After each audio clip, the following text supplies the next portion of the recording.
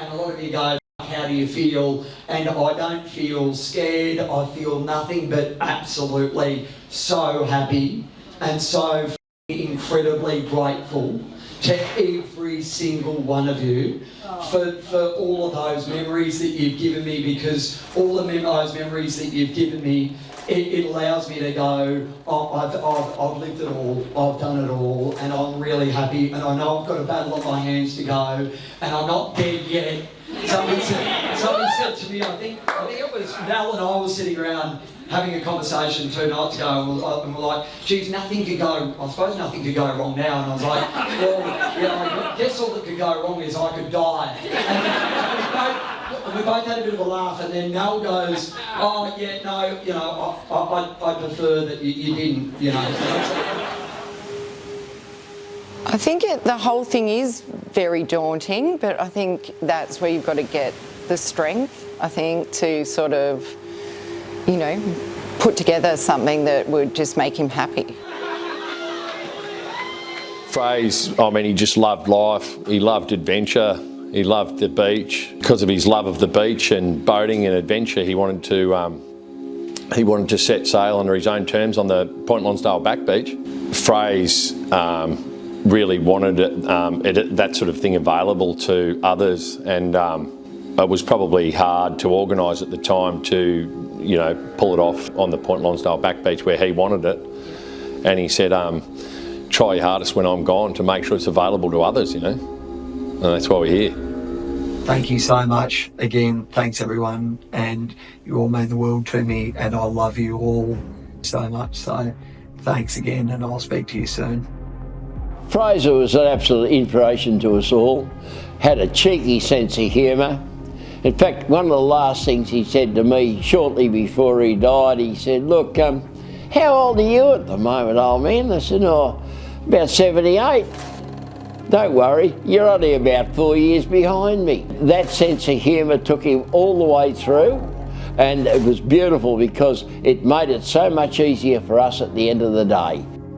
But that was, all part of Fraser's personality, I think, and that shone through till the very end. And one of the first things he had said was that he wanted to do VAD down at the beach. And I remember getting back in the car saying to the doctor, it's fine, we've got a bit of time to talk him out of it, because conventionally we just wouldn't, logistically it doesn't normally happen. As I got to know Fraser and his family more, it was sort of like, all right, we've got to make this happen. That's what he wanted to happen. He didn't care about the logistics of it, that's what he wanted, and if he hadn't have done that, then like a lot of other people, he would have felt confined to a bed, which is people's choices regardless, but if they want to do it in a bit of style and somewhere that makes them happy and is special to them, then I think go for it. Ever since I found out that I was getting sick and that I might get a lot sicker quickly, that I've started sort of looking at things, and you quickly realise that all you are is the sum of your memories. And as I look around this room today, I look at every single individual one of your eyes, and I know that there's been a memory from if we've not spent long together, whether we've spent our whole lives together, whether we've been fishing, camping, golfing, having sex.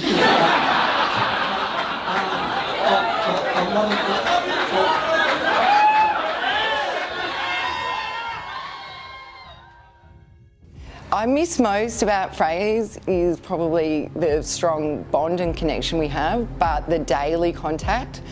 I used to give him such a hard time. And that's just what he wanted. He wanted that daily contact. He wanted to know what you were doing, when you were doing it, how you were feeling. He was just really special, and there's multiple moments through every single day where I'm like, oh gosh, I just wish I could speak to Fraser about, this, and I think it's the daily connection I miss the most. That is enough for me. I think from the bottom of my heart, I thank you all so much. And love you,